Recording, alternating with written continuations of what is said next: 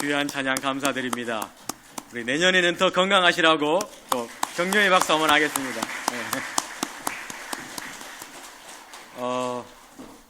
지금 정확히 저의 핸드폰 시간이 11시를 가리키고 있습니다. 올해도 이제 딱 1시간 남아있는 것 같습니다. 곧 진짜 새해가 1시간만 있으면 새해가 밝아오는데요. 아직 체감이 되지 않은 것 같습니다. 여러분 어떻게 체감이 되십니까? 올해가 1시간밖에 남지 않았고 1시간 후면 2026년 1월 1일이 된다는 게 참 체감이 되지 않은 것 같습니다. 어렸을 때는 이 새해가 오는 게 체감이 많이 됐는데 저도 나이를 먹어가는 것 같습니다. 왜 체감이 안 될까? 아마도 그만큼 우리의 삶이 분주하기 때문에, 요즘 현대인의 삶이 여러 가지로 분주하기 때문에 체감할 수 있는 마음의 여유가 점점 사라져 가는 것만 같습니다. 우리가 새해를 이렇게 기다리고 고대할 때에 그 마음의 여유가 있어야 되는데 그런 것들이 조금씩 사라져 가지 않나 생각해 보게 되는데요. 이제 한 해를 잘 마무리하고 하나님께서 주신 우리가 새해를 맞이하는 이 순간에 지금 여러분 곁에는 누가 계시는지 한번 주위를 돌아보시길 바랍니다. 딱 돌아보시면 여러분의 가족들 혹은 우리 교우들이 함께하고 있습니다. 가족은 떨어져 있으면 이 시간에 함께하지 못합니다. 이미 출가한 가족이 타 지역에 있으면 함께하지 못하기도 하는데, 그러나 이 중요한 시간, 한 해를 마무리하고 또 새해를 맞이하는 이 굉장히 중요한 이 연속적인 시간 가운데 여러분 곁에 있는 이들, 바로 누구입니까? 바로 사랑하는 교우들이 우리와 함께하고 있습니다. 함께 2025년 1월 1일부터 함께 보냈고 또 우리가 다가오는 새해를 함께 맞이하게 되는 우리 공동체인데요.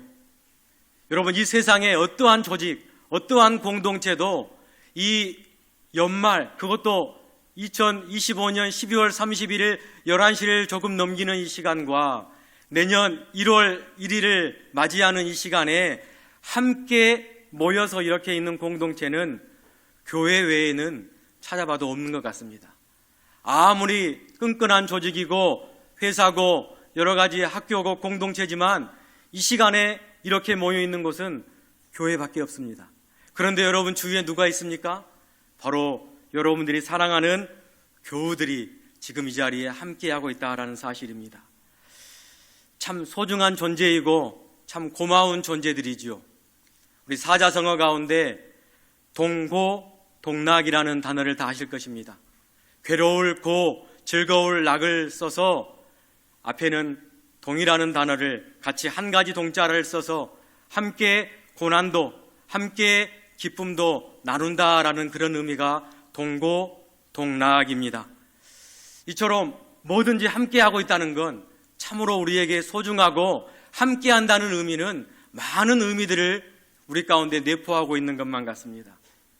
오늘 우리가 말씀도 함께 읽었습니다. 이 함께 읽은 말씀은 우리가 역사를 보면 파괴된 예루살렘의 성벽이 다시 세워지고 다시 재건된 이후의 이야기를 오늘 기록을 해놓고 있습니다. 겉으로 보기에는 이 성벽이 다시금 재건됐기 때문에 모든 게 회복이 된 것처럼 보이지만 지금 이스라엘 백성들, 이스라엘 자손들 가운데는 더 중요한 회복이 하나가 남아있음을 오늘 본문이 우리에게 시사를 하고 있습니다. 그것은 바로 하나님의 율법, 하나님의 말씀을 읽는, 하나님의 말씀을 듣는 그러한 회복을 지금 백성들이 요구하고 있는 장면이 오늘 우리가 읽었던 느헤미야 8장의 말씀입니다. 오늘 본문 1절은 이렇게 시작하고 있습니다. 이스라엘 자손 모든 백성이 일제히 수문 앞 광장에 모여, 지금 모여있는 모습을 비춰주고 있습니다. 예루살렘 성의 동쪽에 위치한 그 수문, 물이 흐르는 그 수문 앞 그 넓은 광장에 모든 백성들이 지금 모여 있습니다. 모인 이유는 왜 모였느냐? 바로 서기관이고 학사인 에스라에게 율법책, 하나님의 말씀이 적어져 있는 모세의 율법책을 가져오기를 백성들이 지금 청하고 있습니다. 백성들이 말씀을 가져와 달라라고 지금 요청을 하고 있는 모습입니다. 오늘 이 말씀을 통해 우리가 다가오는 새해 2026년 우리 공동체가 내년에는 함께 이 말씀의 회복이 우리 가운데 최우선으로 일어나기를 원합니다. 말씀의 부흥이 있기를 소망해 봅니다. 내년 2026년 종교인이 함께 말씀 읽기를 도전해 보려고 합니다. 말씀을 가까이 하는 공동체로 다시금 거듭나기를 소망합니다. 왜냐하면 그 말씀이 우리 안에서 다시금 읽혀질 때에 하나님께서 주시는 복이 있고 하나님과의 약속이 있기 때문에 그 말씀을 오늘 3가지만 함께 상고해 보기를 원하는데요. 첫째는 우리 안에 먼저 하나님의 말씀을 사모함이 있어야 하겠습니다. 수문 앞에 모인 백성들이 먼저 율법책을 가져오도록 청하였습니다. 말씀을 읽자고 제안하는 사람이 총독인 느헤미야가 아니었고 학사인 에스라가 아니었습니다. 지금 백성들이 먼저 하나님의 말씀을 가져오도록 요청을 하고 있습니다. 위로부터의 강요가 아니라 아래로부터 자발적인 말씀에 대한 갈망이 이들 백성 가운데 있었다라는 것입니다. 그들이 갈급함이 있었기 때문에 에스라에게 말씀을 가져와 달라고 요청을 하였습니다. 이처럼 신앙의 회복은 외면적인 성벽이 재건하는 것으로 끝나는 것이 아니라 공동체 모두가 함께 말씀을 사모할 때 그 공동체가 회복될 줄 믿으시기를 바랍니다. 성벽은 다시 다 세워졌지만 백성들은 스스로를 잘 알고 있었습니다. 우리를 다시 재건하고 우리를 일으켜 세울 수 있는 그 길은 성벽이라는 돌담이 아니라 하나님의 말씀이라는 사실을 백성들이 먼저 깨달았다는 것입니다. 그래서 새해에는 우리 여천중앙의 모든 공동체가 먼저 말씀 읽기에 사모함을 가지시기를 주님의 이름으로 부탁을 드립니다. 아무리 바쁘고 해야 할 일이 많지만 잠시 스마트폰을 손에서 내려놓는 시간을 조금만 줄이면 우리가 함께 말씀을 가까이 하고 읽을 수 있습니다. 내년 한 해 제가 바라오고 소망하기는 우리 공동체 안에서 백독이 일어나기를 원합니다. 여러분 한 사람이 일독을 해서 100명이 다 읽으면 아마 내년 이맘때쯤에 100명이 수료식에 참여할 것입니다. 오늘 한 해 성경 창세기부터 요한계시록까지 우리가 다 공동체가 같은 진도와 같은 순서로 다 읽게 되었노라고 그러한 소망을 저는 품고 있습니다. 여러분 도전해 보시기를 바랍니다. 둘째로는 말씀을 읽기를 통하여 공동체가 하나가 되어야 하겠습니다.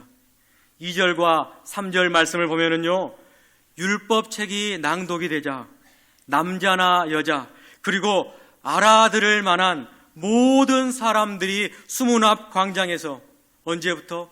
새벽부터 정오까지 귀를 기울이며 그 말씀을 들었습니다. 말씀을 읽고 듣는 일에 나이와 성별과 지위가 상관이 없습니다. 어린아이에서부터 나이가 지극히 든 노인에 이르기까지 알아들을 만한 모든 사람들이 그 말씀을 함께 들었습니다. 당시에는 같은 시간, 같은 장소에서 낭독된 그 율법을 들었지만 우리는 오늘날 각자에게 주어진 본문, 같은 진도로 말미암아 우리가 내년 1년 동안 함께 이 말씀을 다 함께 맞춰보려고 합니다. 그리하여 함께 말씀을 붙잡고 나갈 때에 하나님께서 우리의 공동체를 하나로 세워주시게 될 줄 믿으시기를 바랍니다. 누가 빨리 읽느냐, 누가 더 잘 읽느냐 이 문제가 아니라 한 해 동안 우리 공동체가 함께 말씀을 읽고 있다라는 그 사실이 바로 하나님께서 우리 공동체를 하나로 이끌어 주실 줄 믿으시고 도전해 보시기를 바랍니다. 여러분, 연인과 부부를 구별하는 비유적인 표현이 있습니다.